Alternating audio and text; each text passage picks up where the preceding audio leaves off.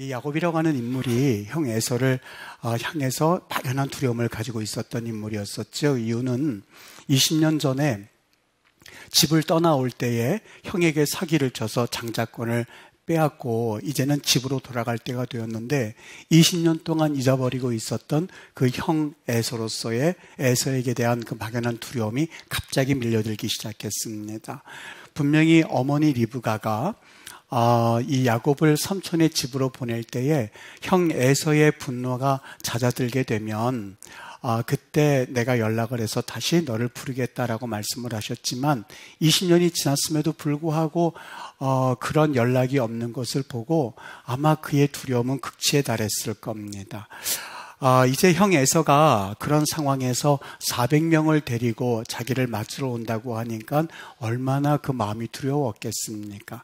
형 에서를 볼 수 있을 낯이 없을 뿐만이 아니라 그 본문에서 말하고 있는 것처럼 형이 나와 내 처자에 대해서 어떠한 위해를 가하지는 않을까라고 하는 마음에 그런 답답했던 모양입니다. 지금 제가 저도에 말씀드렸던 것처럼 여러분 이 두려움이라고 하는 이 마음은 야곱만이 가진 마음은 아닐 겁니다. 저는 이 야곱의 두려워하는 이 마음을 보면서 이 마음은 누구나 할 것 없이 다 가지고 있다. 염려도 있고 두려움도 있고 그리고 미워하는 마음도 있고 원망이 가득한 우리의 모습을 상징적으로 보여주고 있지는 않을까? 하나의 샘플처럼 보여주고 있지는 않을까 하는 생각이 들었습니다. 가족과 형제들 사이에도 절대 예외이지 않습니다. 부부 사이에서도 이러한 감정은 예외가 되지를 않습니다. 이런 갈등이 누구에게나 존재합니다. 특별히 가족의 그 갈등과 원망과 미움은 겉으로 보기에는 평안해 보일 수는 있습니다만 그 속에서는 증오와 그다음 갈등이 들끓고 있는 가족들을 우리는 주위에서 심심찮게 볼 수 있지 않습니까? 우리를 힘들게 하는 그 갈등들이 가족에게도 있다는 사실이 사실 아무것도 아닌 일이 아닌 것처럼 우리를 섬찟섬찟하게 할 때가 얼마나 많은지 모릅니다. 가족이란 관계가 참 묘합니다. 서로 보지 않을 수도 없고 그렇다고 해서 헤어질 수도 없는 사이지 않습니까? 차라리 헤어질 수 있는 관계라면 좀 증오가 있고 미움이 있을 때 문제 해결은 간단할 겁니다. 그냥 안 보면 되지 않겠습니까? 그런데 가족이란 관계가 어찌 그렇습니까? 헤어질 수 있는 것도 아니고 서로 만날 수밖에 없는 관계라는 것을 생각해 볼 때에 가족 간에 가지고 있는 이 증오와 갈등은 이루 말할 수 없이 우리를 힘들게 합니다. 그래서인지 가족 간에 갈등이 생기면 다른 사람들과의 갈등이 생긴 것 이상으로 힘들어하는 우리 지체들을 보게 되죠. 가족임에도 불구하고 서로 사랑하지 않을 뿐만이 아니라 사랑은 고사하고 심지어는 복수하고 싶어하고 심지어는 죽이고 싶어하는 경우도 사실 볼 수가 있습니다. 왜 이렇게 근심이 있고 가족임에도 불구하고 미움이 있고 원망이 있을까? 여러분 왜 그렇다고 생각을 하십니까? 물론 이유를 소소하게 일상에서 찾을 수 있습니다만 제가 목사라서가 아니라 궁극적으로 볼 때 성경에서는 그 속에 하나님이 계시지 않기 때문이라고 말씀을 하고 있습니다. 로마서 1장 28절에 보면 사람들의 이 모습에 대해서 말씀해주고 있는데 하나님을 떠난 사람들은 그들 마음에 하나님 두기를 싫어하였다라고 말씀을 하고 있습니다. 우리가 이러한 마음의 미움과 갈등이 있을 때에 이것이 뿌리를 내리지 않도록 해야만 하는 그 이유가 있습니다. 그것은 그 미움과 시기와 갈등이 얼마나 무서운지 모릅니다. 이 갈등이 내 안에 자리 잡고 그리고 미움이 내 안에 자리 잡기 시작하면 그때부터 우리는 여러 가지 죄의 종 노릇을 하게 됩니다. 지금 금방 말씀드린 로마서 1장 28절에 사람의 마음에 하나님 두기를 싫어하였을 때에 그 다음 29절부터 그 결과에 대해서 말씀해주고 있거든요. 여러 종류의 죄에 대해서 말씀하고 있는데 29절에 보면 불의, 추악, 탐욕, 악의가 가득한 것, 사기, 살인, 분쟁, 사기, 악독, 수군수군. 30절에 보면 비방, 능욕, 교만, 자랑, 악을 도모하고 부모를 거역하고 31절에 우매하고 배역하고 무정하고 자비한 자다. 이렇게 말씀하고 있습니다. 여러분, 이 죄의 뿌리가 이러한 결과를 맺게 되고 더 나아가서는 이 죄를 짓는 자마다 모두 죽음이라고 편결하고 있습니다. 가만히 생각해 보면 우리 속에 자라난 이 조그마한 미움과 증오의 씨앗을 그 씨앗이 뿌리가 내리도록 우리는 그냥 관과할 수가 없습니다. 또 한 가지, 이렇게 하나님 두기를 싫어했던 야곱이 그 갈등이 있었을 때 취했던 방법은 오직 인간적인 방법과 수단뿐이었습니다. 형과의 갈등 속에서, 두려움 속에서 야곱이 취했던 방법은 수천 마리의 짐승을 두 떼로 나누는 것이었습니다. 그리고 그 사이를 떼어놨습니다. 한편으로는 한쪽 무리에 선물을 보내는 척하면서 그 화해가 실패되었을 경우에 나만이라도 빠져나올 수 있어야 한다라고 하는 계산이 깔렸기 때문이죠. 여러분, 이것이 바로 야곱이 가졌던 나름대로의 자신의 수단이었었고 방법이었습니다. 그런데 그 다음에 보면 사실 저는 이 기도를, 이 다윗의 기도를 보면서 조금 아연실색했는데, 이런 방법을 다 계획해 놓고 오늘 우리가 읽은 본문 말씀 9절부터 보면 하나님께 기도하는 내용이 나옵니다. 여기 이렇게 말하고 있죠. 9절 말씀에 보면 하나님, 내게 은혜를 베풀리라 말씀하셨으니 나를 도와주세요. 왜냐하면 형 에서가 내 처자들을 칠까 두렵습니다. 그 다음 12절에 보면 하나님께서 은혜를 베풀어서 내 씨로 바다에 모래처럼 많게 하신다고 말씀하셨으니 하나님 이 기도가 응답되게 해주세요 라고 하는 아주 유창하고 말씀에 근거한 기도를 하는 것을 보게 됩니다. 어떻게 보면 우리 그리스도인들이 이 말씀을 읽을 때에 깜빡 속아 넘어가게 합니다. 야, 야곱이 참 그래도 신앙인이구나. 자신이 계획을 세워놓고 그리고 하나님 앞에 최종적으로 이런 결제의 사인을 받으려고 하는구나 라는 생각을 하게 할 만한 그런 기도의 내용입니다. 그런데 여러분, 기도하는 게 뭐가 나쁘겠습니까마는 그렇지 않습니다. 우리 운동을 할 때에 운동하는 것도 그냥 하는 게 중요한 것이 아니라 운동에도 자세가 있습니다. 그리고 폼이 중요합니다. 만일 그것이 흐트러지게 되면 운동은 안 하는만 못할 만큼 우리를 해롭게 할 수도 있다고 하는 사실이 있죠. 여러분, 신앙에도요, 질서가 있습니다. 이 질서가 무너지게 되면 사실 안 하느니만 못하는 운동의 경우와 마찬가지 결과를 낳을 때가 종종 있습니다. 여러분, 기도와 행동 이 두 가지를 우리가 한번 순서를 정해보라고 한다면 행동 다음에 기도가 있는 것이 아니라 그 순서는 바로 되어야만 하는데 신앙의 폼이 있어야 되는데 기도 다음에 행동입니다. 이것이 신앙인의 폼입니다. 어떤 사람은 이 일은 너무 뻔하기 때문에 기도할 필요조차 없습니다. 그냥 하면 됩니다. 이렇게 생각을 할 수 있는 사안이 있을지 모르겠습니다. 그런데 조심하십시오. 바로 이런 순간을 더 조심해야만 합니다. 기도 없이 행동한 건 그것 때문에 언제나 땅을 치는 후회를 하기 때문에 그렇습니다. 사람이란 평소에는 좀 믿음으로 상황을 대처하다가도 다급한 상황에 처하게 되면 상식과 이성이 먼저 움직이기 시작합니다. 평소에는 나는 하나님을 의지합니다 이렇게 말하다가도 눈에 보이는 세상과 사람들을 의지하여서 그 위기를 모면하려고 하곤 합니다. 여러분, 이것이 얼마나 큰 죄인지 모르고 우리는 이 죄를 종종 범하게 됩니다. 살인도 죄이고 도둑질도 죄이고 이성간에게 못할 짓 하는 것들도 큰 죄입니다만 이것만이 죄가 아닙니다. 사실 이것보다 더 큰 죄가 있는데 우리가 그동안 아무렇지도 않게 지나갔던 것, 하나님을 신뢰하지 않음의 죄가 얼마나 큰 죄인지 모릅니다. 왠지 아십니까? 다른 죄와는 달리 하나님을 신뢰하지 않음의 죄의 뿌리는 교만과 불순종이기 때문에 그렇습니다. 아담과 하와가 하나님 앞에 불순종했을 때에 그 마음 가운데는 나도 하나님과 같이 되려는 이라고 하는 교만이 있었고 그 교만으로 인해서 하나님께 불순종했기 때문에 그렇습니다. 하나님을 신뢰하지 않음이라고 하는 죄를 범하다 보니까 우리는 누구나 할 것 없이 인간적인 방법을 세상에서 살아갈 때 먼저 시도합니다.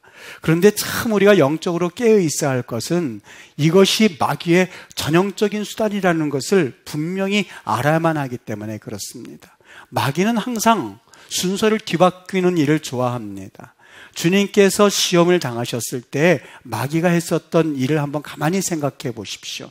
예수님에게 그 사역을 하지 말라라고 말한 적이 없습니다. 그 사역을 하지 말라고 한 것이 아니라 그 사역을 위해서라면 굶어서는 할 수 없으니 먼저 떡을 만들어 먹으라라고 하는 것을 말했습니다. 그것이 먼저라고 하는 겁니다. 그런데 예수님께서는 그렇게 생각하지 않으셨습니다. 하나님 나라에는 운동과 마찬가지로 순서가 있는 법이거든요.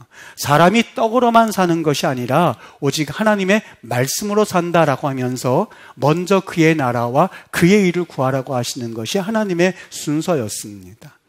인간적인 방법과 인간적인 의지가 기도보다 앞서게 되면 일은 그르치게끔 되어 있는 법이거든요. 생각을 하면 사람이 움직이고 마귀가 움직이지만 기도하게 되면 마귀는 결박당하고 하나님께서 움직이기 시작하는 것이 기도의 원리이고 신앙의 원리입니다. 여러분, 야곱의 기도를 가만히 한번 살펴보십시오. 얼마나 훌륭한 기도였습니까? 이것보다 훌륭한 기도가 어디 있겠습니까? 하나님 말씀에 기초해서 자기가 원하는 것을 말했고, 그리고 하나님 말씀에 기초하여서 마지막 기도를 닫습니다. 그런데 이 기도를 하고 난 다음에 그의 행동을 가만히 눈여겨보면 그의 기도가 진짜인지 가짜인지 우리는 금방 알 수가 있습니다. 하나님께 기도라고 하는 것은 기도 그 자체의 의미가 있는 것은 아니었거든요. 그런데 그가 이 기도를 하고 나서 하나님, 내가 이렇게 계획을 세웠지만 하나님 뜻대로 하시옵소서, 하나님 마음대로 하시옵소서가 아니라 자신이 기도한 그대로 실행하는 것을 보게 됩니다. 여기에 먼저 아내들을 보낼 때에도 몸종 출신의 아내들부터 보내고, 그 다음에 레아를 보내고, 그 다음엔 사랑하는 여자 라헬을 보냈습니다. 그리고 자기는 가지를 않습니다. 기도하기 전에 계획을 세웠고, 그리고 기도한 후에도 그 계획을 그대로 실행을 합니다. 말씀에 의지하는 것처럼 그렇게 기도했습니다만 그 말씀에 기도함에도 불구하고 그 삶이 그대로 진행되는 것을 보면 그것은 기도라고 할 수 없습니다. 그냥 불안하니까, 내가 계획한 것이 이루어지지 않을까 불안하니까 보험을 드는 정도의 수준의 류가 바로 그가 했었던 소위 기도라고 하는 내용의 모습이었습니다. 기도라고 하는 것은 지금 금방 말씀드린 것처럼 여러분 그냥 입술을 열어서 내가 말을 했다라고 하는데 의미가 있지 않습니다. 예수님이 그러셨습니다. 마태복음 6장에 보면 너희는 기도할 때에 외식하는 자와 같이 하지 말아라. 그들은 사람에게 보이려고 라고 말하지 않습니까? 기도를 사람에게 보이려고 회당과 큰 어귀에 서서 기도하기를 좋아하느니라. 그들은 그의 상을 이미 받았느니라 라고 말씀을 합니다. 유대인들은 기도를 참 잘했어요. 그럼에도 불구하고 책망받았어요. 왜요? 기도라고 하는 것은 대상이 있는데 그것은 오직 하나님입니다. 하나님 앞에 하는 것을 그들은 사람들에게 보이려고 했고, 내가 경건하다고 하는 것을 보여주기 위한 하나의 도구로 사용했을 뿐입니다. 여러분, 이런 기도에 응답 받는다는 것 자체가 이상한 일 아니겠습니까? 야곱 역시 자신의 상황이 너무나 급한 나머지 자신이 생각한 인간적인 수단과 방법을 모두 취하고 나서, 그리고 나서 그 결과가 좀 그대로 되었으면 하는 마음에서 그는 단순히 우리가 말하는 소위 기도를 했었던 겁니다. 성경에서 이런 것을 일컬어서 중언부언한다라고 말하고 있습니다. 여러분, 기도라고 하는 것은 내 삶이 증명이 되어야만 하거든요. 기도할 때의 그 기도 속에는 내가 입술로 고백했든 아니면 그 고백이 부재했든 내 생각을 포기하겠습니다. 내 방법을 포기하겠습니다. 내가 기도로 살고 그리고 죽는 것을 오직 주님께 맡기겠습니다. 그리고 주님 말씀에 순종만 하겠습니다 라고 하는 믿음의 결단이 있어야만 하거든요. 그런데 기도한 후에도 전혀 바뀌어지지 않는 이 야곱의 모습을 보면서 이것을 어떻게 기도라고 할 수가 있겠습니까? 하나님이 일하시니까 난 포기하겠습니다 라는 결단이 없었던 이 기도가 정말 기도라고 할 수 있겠는지요? 여기 모세가 기도했을 때에 하나님께서 출애굽기 14장 4절에 보면 당황하고, 그리고 지금 그 홍해 앞에서 뒤에는 애국 군대가 쫓아오는 그 상황 가운데서 우왕좌왕하고 있는 그 백성들에게 모세를 향해서 하나님이 이렇게 말합니다. 모세가 그 백성들을 향해서 기도하고 난 후 이렇게 말합니다. 여호와께서 너희를 위하여 싸우시더니 기도하기 전에는 우왕좌왕했으나 이제부터는 너희는 가만히 있을지어다 라고 말입니다.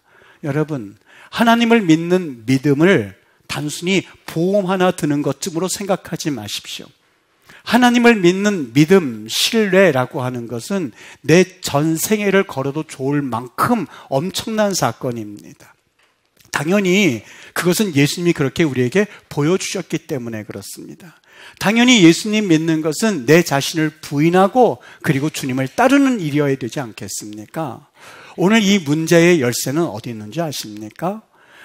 그 야곱이라는 인물은 어떻게 해서든지 간에 자신의 수단과 방법 플러스 소위 기도라고 하는 것을 통해서 그 결과를 얻기 위한 수수로 나갔습니다만 그렇지 않습니다. 그 형과의 갈등을 해결할 수 있는 문제의 열쇠는 하나님과의 만남이 있어야만 했거든요. 은혜로 풀어야만 했거든요. 야곱은 에서와의 사건이 자기 손에 달려있는 것이 아니라 바로 하나님 손에 달려있음을 그는 경험하고 깨달았어야만 했습니다. 인간관계에서 어떤 수를 쓰거나 인간적인 방법을 사용하기 시작하면 그 관계는 더 깨어지고 어려워지고 그리고 더 얽히설키 실타래가 풀리지 않는 것처럼 그렇게 힘들 때가 얼마나 많은지 모릅니다. 하나님이 이 야곱에 대해서 이 일들을 풀어주시기 위하여서 그 사건이 이어지기 시작하는데 그것이 바로 하나님과 견주되어지는 그 천사들과의 씨름이었습니다. 그 천사가 야곱에게 묻죠. 내 이름이 무엇이냐고요. 네 이름이 무엇이냐고요. 여러분, 이것은 단순히 하나님이 야곱의 이름을 몰라서 내 이름이 무엇이냐, 소위 What's your name이란 뜻이 아닙니다. 그 이름의 의미는요, 존재를 나타내고 있거든요. 그가 여기에서 하나님이 내 이름이 무엇이냐라고 했을 때에 하나님, 내가 그래도 하란 땅에서 성공한 사람이거든요. 하나님, 내가 양과 소떼를 수천 마리를 데리고 왔거든요 라고 말하지 않습니다. 하나님, 내가 4명의 아내와 함께 이렇게 금이 환영한 사람이거든요 이렇게 말하지 않습니다. 그가 하나님 앞에 부끄럽지만 하나님, 저는 야곱입니다 라고 말합니다. 야곱의 의미는 사기꾼, 남의 발 뒤꿈치를 받는 자라는 의미가 담겨져 있습니다. 즉 이 말 가운데는 하나님, 저의 본래의 존재의 의미는 겉으로는 성공한 것 같고 겉으로는 수많은 재산을 가진 것 같고 겉으로는 금이 환영한 것처럼 보일 수 있습니다만 하나님, 저는 남의 것을 탈취해서 살 수밖에 없는 사람이었습니다. 형의 장자권을 빼앗아서 삼촌 라반의 집에 갔고 거기에서도 저의 버릇을 버리지 못한 채 삼촌 라반을 속여서 양과 염소와 소떼를 키우고 그리고 왔습니다. 하나님에 대한 이야기를 듣기는 했습니다만 내 방법을 앞세울 수밖에 없는 믿음 없는 자 야곱입니다 라고 하는 솔직한 고백이 그 안에 담겨져 있었던 거죠. 여러분, 야곱이라는 그 이름을 전 들으면서 갑자기 마음이 참 따뜻함을 느꼈습니다. 단순히 야곱이 하나님 앞에서 저는 야곱입니다 그냥 단 한 문장으로 되어 있는 그런 말씀입니다만 거기에 바로 삐뚤어진 우리네 인생을 어떻게 해결할 수 있는지 난 방법이 담겨져 있었기 때문에 그렇습니다. 야곱은 지금까지 하나님의 은혜로 살지 않았습니다. 남의 것을 훔쳐서 살아야만 했었던 인생이었습니다. 내 노력과 방법밖에는 없었는데 그것이 그래도 우연히 세상에서 먹혔기 때문에 그래도 그는 부를 축적했습니다. 소떼와 양떼를 가지고 있었습니다. 다른 사람 보기에는 금이 환향이라고 여길 만큼 그러한 길을 걸어왔던 사람이었습니다만 야곱은 알았어요. 하나님이라고 하는 그 거울 앞에서 나를 비춰봤더니 나는 사기꾼이었습니다. 나는 남의 발 뒤꿈치를 잡아야만 살 수 있는 인물이었습니다. 하나님 어떻게 했으면 좋겠습니까? 라고 하는 하나님 앞에 선 피조물의 본 모습을 그는 그렇게 고백하고 있었던 거죠. 이때에 하나님께서 참 어려운 말씀을 해주셨죠. 내가 이제부터 내 이름을 이스라엘이라고 부를 거라고요. 이름의 뜻은 하나님과 겨루어 이겼다는 뜻입니다. 여러분, 이 말이 이해가 되십니까? 하나님과 겨루어 이길 만한 사람이 어디 있겠습니까? 이 말의 본래의 의미는 지금까지 사기꾼으로서 살 수밖에 없는 인생이었으나 이제부터는 네가 하나님을 신뢰하며 살게 될 것이다. 하나님을 신뢰하고 하나님을 의지하는 길이 얼마나 귀한 길인지 너는 이제부터 경험하게 될 거야 라고 하는 하나님을 만난 이후에 변화된 야곱의 모습을 하나님은 약속해 주셨던 거죠. 이 말씀을 들었을 때에 갑자기 제 머리를 스치듯이 지나가는 성경 말씀이 있었습니다. 아마 이 말씀과 너무나 알맞는 말씀이어서 주셨던 것 같습니다.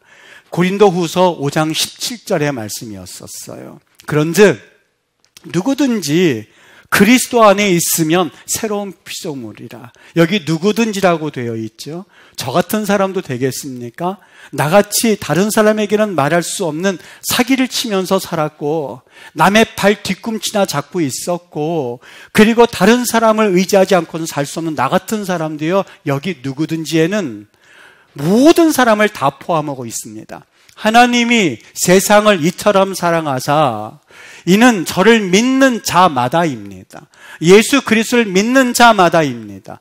그분을 구주로 영접하고 그분을 모셔드리고 문 밖에 서서 두드리는 그 예수 그리스도를 문을 활짝 열고 모셔드리는 자마다입니다. 여기에는 그 누구도 예외가 되지 않습니다. 그 마음 가운데 야곱이었었다고요? 그 마음 가운데 사기를 쳤었다고요? 그 마음 가운데 아주 못된 짓만을 행하고 살았다고요? 예외가 없습니다. 여기 누구든지 그리스도 안에 있으면 새로운 피조물이라. 이전 것은 지나갔으니 야곱의 이름은 지나갔으니 이제 이스라엘이라 하리라 라고 하는 그 주님의 말씀이 여기에서 신약에서 들리는 것을 보고 얼마나 감동이 됐는지 모릅니다. 여러분, 살다 보면 위기는 누구나 있기 마련입니다. 예외가 없습니다. 하나님께서 위기가 없다라고 말씀하신 적이 없습니다. 너희가 환난을 당하나 라고 그랬습니다. 우리가 이 세상에서는 환난을 당할 때도 있습니다. 위기를 당하기 마련입니다. 예수님 잘 믿는다고 해서 그 환난이 비켜가는 적이 없습니다.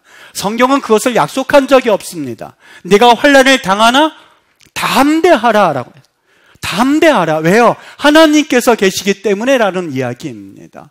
여러분, 그 위기가 왜 감사한 줄 아십니까? 위기는 우리를 고통스럽게 하고 힘들게 하고 눈에서 피눈물이 나게 합니다만 얼마나 고마운 하나님의 섭리인지 모릅니다. 왜냐하면 그 위기를 통해서 우리가 하나님을 만날 수 있기 때문에 그래요.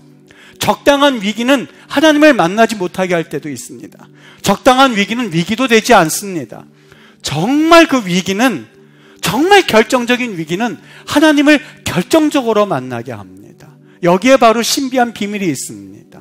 정말 그 두려움이라는 위기 가운데서 이 야곱이라는 인물이 하나님을 결정적으로 만나게 됐습니다. 그리고 그의 이름이 바뀌어졌거든요. 뭐라고요? 남의 것을 탈취해서 살아갈 수밖에 없는 야곱의 인생을 하나님께서 이제는 하나님을 신뢰함. 조금 전에 제가 헌금 기도할 때 그렇게 기도했습니다. 하나님, 이 백성들을 축복해 주세요. 예수 믿는다고 해서 그 말씀대로 살다가 보니까 손해도 보고 그 말씀대로 살다 보니까 여러 가지 환난도 많이 당합니다. 그래서 하나님의 복이 필요합니다. 그래서 하나님이 도와주셔야만 합니다. 그래서 세상에선 손해보지만 하나님께서 주시는 위로, 그 위로가 얼마나 큰지 그것을 경험하고 살아야만 합니다라는 그러한 기도를 제가 헌금 기도 시간에 했었던 것을 기억합니다. 여러분, 우리 위기 가운데 어떻게 해야 된다고요? 예수 그리스도 그분을 경험하고 그분을 만나야만 하고 그리고 하나님으로부터 너는 지금까지 살았던 내 인생은 지나가고 새로운 나의 피조물로 살게 될 거야 라고 하는 그 하나님으로부터의 응답을 경험하셔야만 합니다.